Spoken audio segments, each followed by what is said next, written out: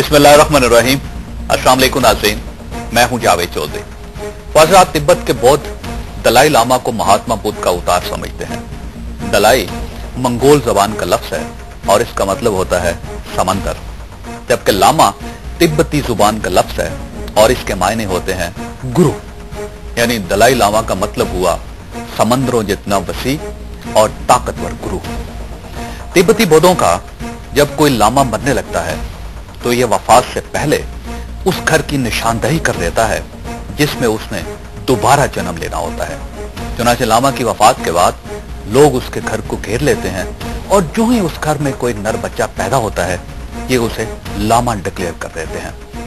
तिब्बत के बौद्ध अपने मरे हुए लामा के गोश्त के छोटे छोटे टुकड़े करके उन्हें तबर्रुक के तौर पर महफूज कर लेते हैं। इन टुकड़ों को बाद ये लोग बुरी नजर से बचने के लिए अपने दरवाजों पर भी लटकाते हैं, इनके तावीज भी बनाते हैं और शिफा के लिए इन्हें अपने जिस्म पर भी मलते हैं। तिब्बत के मौजूदा दलाई लामा लाहा मोदन दराब हैं। ये 1935 में पैदा हुए थे और 1951 में तिब्बत से इंडिया जलावतन हो गए थे और इन्हें 1989 में अमन का नोबेल प्राइज भी मिला था। दलाई लामा सिर्फ एक मजहबी फिगर नहीं है बल्कि ये एक दानश्वर भी हैं और सैकड़ों हजारों लोग रोजाना इनकी महफिल में बैठकर इनकी बातों से लुत्फ अंदोज होते हैं। हज़रत दलाई लामा ने चंद बरस कबल इंडिया की एक पब्लिक गैदरिंग में तिब्बत की एक लोक दास्तान सुनाई थी। ये दास्तान फोक विजडम का एक बहुत बड़ा शाहकार है।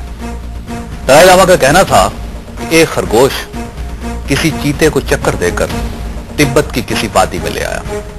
खरगोश चालाक था, लिहाजा उसने पहले चीते को अपनी आंखें निकालकर हाथ पर रखने के लिए कायल किया।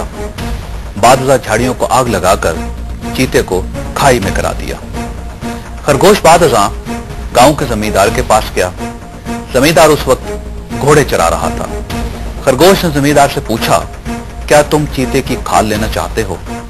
जमींदार ने हाँ में गर्दन हिला दी। खरगोश जमींदार को चीते की लाश के पास ले गया, उसे लाश दिखाई और उसे वहां छोड़कर चीलों के पास चला गया और उनसे कहा कि जमींदार के घोड़े इस वक्त खुले फिर रहे हैं, तुम इन्हें नोच कर खा सकती हो।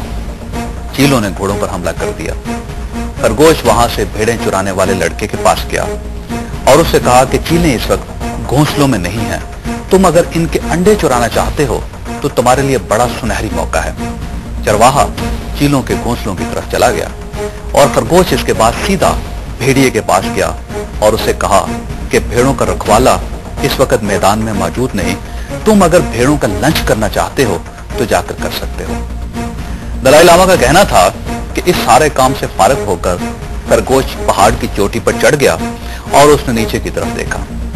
नीचे का मंजर कुछ यूं था, भेड़िया भेड़ों को चीर फाड़ रहा था, भेड़ों का मालिक चीलों के घोंसले उजाड़ रहा था, चीलें घोड़ों की पीठ उधेड़ रही थी और घोड़ों का मालिक चीते की खाल उतार रहा था। यह मंजर देखकर खरगोश ने इतना बड़ा कहकहा लगाया कि उसकी बांछें फट गई और ये बांछें आज तक फटी हुई हैं। दलाई लामा ने यह कहानी सुनाने के बाद लोगों से कहा कि आप जब तक किसी सूरत हाल को बुलंदी से नहीं देखते, आपको उस वक्त तक उस सारी सूरत हाल का मुकम्मल तौर पर अंदाजा नहीं होता। चुनांचे जब भी देखो खरगोश की तरह बुलंदी पर बैठकर देखो। नाज़रीन, हम भी अगर आज के सियासी हालात को खरगोश की तरह बुलंदी से देखें तो बड़ी दिलचस्प सूरत हाल सामने आती है। अमेरिका ने पहले तालिबान के चीते को खाई में कराया, फिर अफगानों को उसकी खाल नोशे पर लगा दिया। पाकिस्तानी फौज को अफगानों के घोंसले उजाड़ने की जिम्मेदारी दी। पाकिस्तानी पश्तूनों को हम जैसी भेड़ों पर चढ़ा दिया। भेड़ों ने मुशर्रफ की तरफ देखा, मुशर्रफ के पीछे पीपल्स पार्टी लगा दी गई, पीपल्स पार्टी के पीछे मुस्लिम लीग नून को लगा दिया गया और मुस्लिम लीग नून को 17वीं तरमीम के गम में मुब्तला कर दिया गया। चुनांचे अगर आज खरगोश बुलंदी पर बैठकर नीचे देखे तो वो यकीनन कहकहा लगाने पर मजबूर हो जाएगा। हज़रात, इस मज़ाहिया सियासी सूरत हाल में एक नया इजाफा ब्रिगेडियर इम्तियाज का बयान है। ब्रिगेडियर साहब ने 1992 की एक बंद फाइल खोलकर सूरत हाल को मजीद दिलचस्प बना दिया है, जिसके नतीजे में एमक्यूएम और पाकिस्तान मुस्लिम लीग नून एक दूसरे के आमने सामने खड़ी हो गई हैं। मुस्लिम लीग नून का कहना है कि ब्रिगेडियर साहब किसी और की जुबान बोल रहे हैं और ये मियां नवाज शरीफ को बदनाम करने की एक बहुत बड़ी साजिश है। नाज़रीन, असल हकीकत क्या है? हमने आज के प्रोग्राम में इस सिलसिले के चंद मजीद स्टेक होल्डर्स को दावत दी है।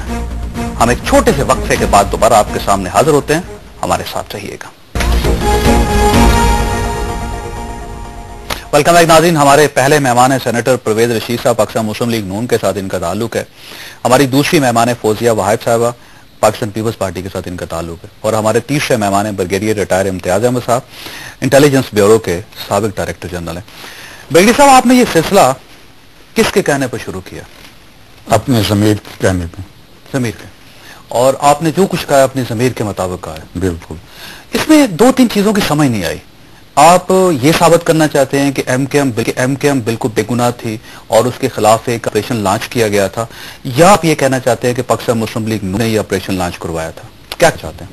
मैं हकीकत ये है कि मैं जब चैनल के सामने गया हूँ तो मुझे कोई एक्सपेक्टेशन नहीं थी कि ये सवाल मुझसे पूछा जाएगा। ठीक है। एंकर ने मुझसे ये सवाल पूछा कि जनाबपुर के जो नक्शे थे और कागजात थे वो एमक्यूएम से बरामद हुए थे, और मेरा ज़मीर के आवाज के मुताबिक मैंने उनको कहा कि ये नक्शे एमक्यूएम से बरामद नहीं हुए थे। ओके। और ये उनके ऊपर इल्जाम है। ओके। और साथ मैंने ये भी वाज़ेह किया था कि जिस वक्त ये वाक़या हुआ उस वक्त मैं आईबी का इंचार्ज था, और आईबी के चार्टर के अंदर मैं आर्मी के जो कवरेज है वो नहीं कर सकता, और आर्मी के जो भी अंदरूनी मामलात में उनमें मेरी कोई दखल। ये नक्शे किसने बनाए थे और किसने रखे थे वहां? मैं नहीं, पहले आपका सवाल जो है उसका मुझे मुकम्मल जवाब दे देनी। दूसरा, आपने ये कहा कि आपने किसके ये नक्शे किसने वहां पे पैदा किए थे। ये नक्शे वहां पे जो प्रोड्यूस किए गए थे वो आईएसपीआर की प्रेस कॉन्फ्रेंस थी, उसके अंदर ब्रिगेडियर हारून ने ये नक्शे भी प्रोड्यूस किए और उन्होंने ये बताया कि ये नक्शे 90 से बरामद किए गए हैं। अच्छा, इसका तो ये है कि फौज इन्वॉल्व है इसमें? तो इसमें तो ये कोई शक नहीं है, इसमें तो किसी को कोई शक, जो हकीकत है ये इतनी वाज़ेह हकीकत है कि आपको भी शक नहीं होना चाहिए और ना है। अच्छा, ठीक है, गालिबन आपको भी नहीं है। यानी लेकिन प्लीज, सारा ड्रामा फौज ने स्टेज किया था। आप जब एक सवाल कहते हैं तो उसका कंप्लीट नहीं, मैं थोड़ा सा क्लियर करना चाह रहा हूँ। नहीं, क्लियर मैं आपको, मुझे मौका देंगे तो मैं आपको क्लियर कर दूंगा। पूरा मौका दे दीजिए। तो ये प्रेस कॉन्फ्रेंस में रिलीज किया गया, ठीक है जी, और इस्लामाबाद से 5 से 6 सीनियर जर्नलिस्ट भी लेके गए थे, जिसमें नुसरत जावेद और फैसल इकबाल, वो मुझे पता है, वो आई विटनेस थे। ठीक है जी।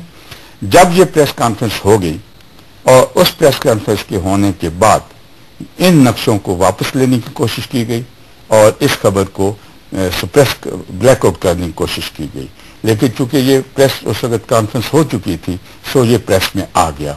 अब सवाल ये पैदा होता है कि ये जो नक्शे हैं ये क्यों प्रोड्यूस किए गए? ठीक है जी, इसका मकसद तो साफ जाहिर है कि एमक्यूएम के उस वक्त 2 ग्रुप बन चुके थे। ठीक है। जो भी वजूहात थी उसमें हम नहीं जाना चाहते। ठीक है। एक एमक्यूएम था और हकीकी ग्रुप था, और नेचुरली हकीकी ग्रुप को कोर हेडक्वार्टर की सरपरस्ती हासिल थी।